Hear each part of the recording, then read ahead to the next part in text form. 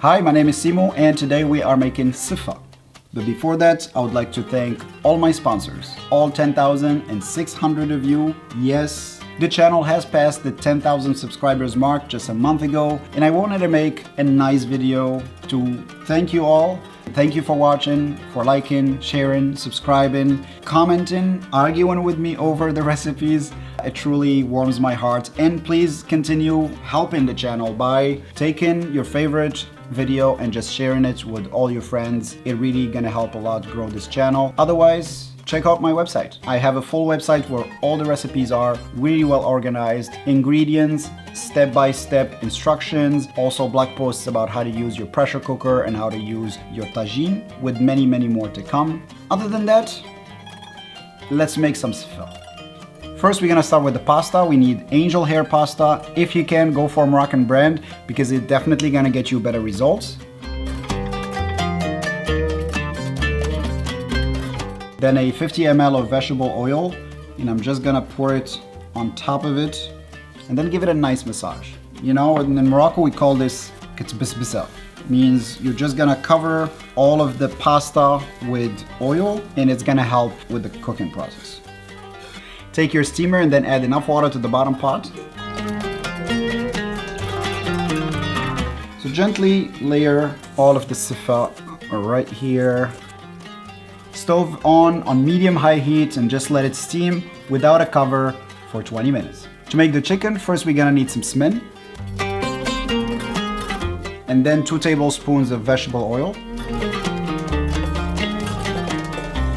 4 chicken thighs without skin. Now, chicken thighs are very generous and very forgiving when you cook with them, because even if you slightly overcook them, they will still be tender, not like the chicken breast, for example. So, for the spices, we have 1.5 teaspoons of salt and half a teaspoon of black pepper. Also 2 teaspoons of ginger and 2 teaspoons of turmeric. 1 stick of cinnamon, we're just gonna throw it in there. I also have a pinch of saffron and some hot water, so all I'm gonna do is just put in my saffron in hot water and just let it sit there for a bit. So I'm just searing my chicken on both sides for a couple of minutes before I add the saffron water. It'll always end up with some saffron flakes at the bottom. You don't want to lose those. Saffron is precious. Yeah, my finger is gonna be yellow for the rest of the video, but it's worth it. Yeah, it's good saffron. I'm gonna cover my chicken and let it cook for 35 to 40 minutes until very soft, fully cooked and tender. Once in a while, of course, I'm gonna come check on it, make sure it doesn't need more water. In case you need more water, just give it another 100 to 200 ml of hot water and keep it going. Like, the chicken is really, again, is the easy part of this recipe. That was my first 20 minutes. Just gonna take the pasta out and just flip it straight here. I'm gonna go with a small glass of water, 50 to 60 ml of cold water.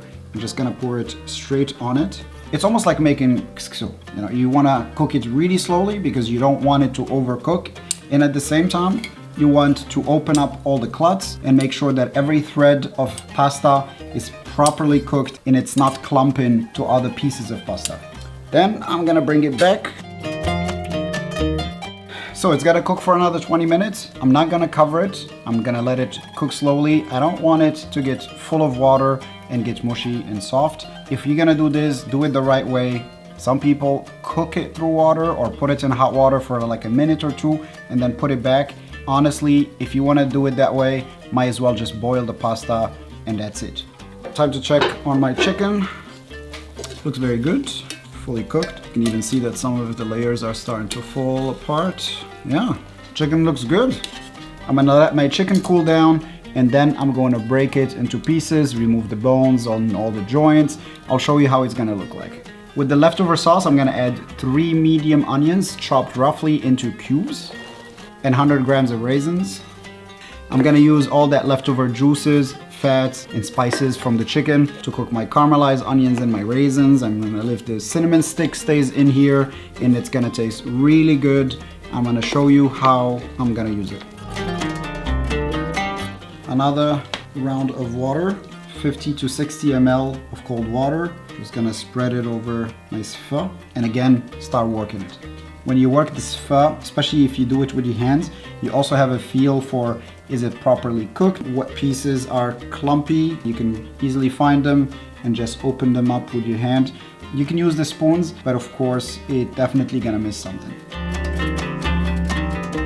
And another 20 minutes. All right, next round. So I'm gonna add roughly 30 grams of softened butter and 1.5 teaspoons of salt. It looks very good. It's very fluffy, it's very bouncy. If you can see how it just falls and it bounces. I think we're getting there. I'm gonna give it another round, another 20 minutes, and then we will serve it. Our Seffa is absolutely ready. We're done with cooking it here. We finished it with butter just to give it that really nice rich flavor. Again, Seffa is not something that you have to serve hot. You can also serve it at room temperature because of those sweet notes. You have sugar, we're gonna add powdered sugar, and we're gonna add cinnamon. And because of that, it's something you totally can serve at room temperature. The chicken has to be warm, of course. You cannot serve cold chicken, but that's also easy. We're gonna finish chicken last, and that's it. Seffa is difficult to describe for someone who never had Seffa before, just because of how complex it is. You have pieces of chicken, you have raisins, you have the sugar, the cinnamon, a little bit rich with the butter. It's something to try. Now let's check on the caramelized onions.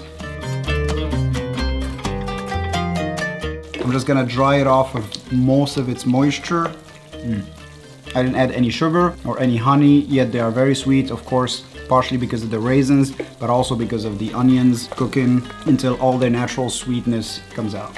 Now I'm gonna turn off the heat completely. I'll just put some caramelized onions on the side, and then I'm gonna throw my chicken back in here, and then I'm gonna warm it up with that leftover caramelized onions. To decorate the Seffa, we have again our caramelized onions, powdered sugar. Allow me here to just freeze frame and just tell my older naive self, you need to sieve the sugar. Otherwise you would not have powdered sugar. You will just have sugar balls, which just look ugly when you use them to decorate, when you mix them with other things, and you might even need to give people some insulin to help them digest this. So yes, please sieve your sugar. Ground cinnamon. I have few blanched almonds. And here I took few almonds, fried them until they're brown, and then crushed them until they are light crumble. The goal is to add a little bit of crunch to this pho. What we're gonna do is add a little bit of powdered sugar and ground cinnamon to it, just so that it has both flavor and crunch. Time to serve it. First, you're gonna start with the bed of Seffa.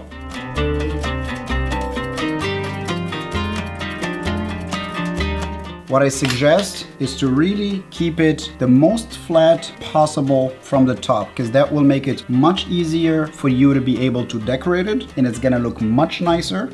Whenever you try to create this little mountain looking Seffa, it's just a hassle, very, very difficult to plate and to make it look nice.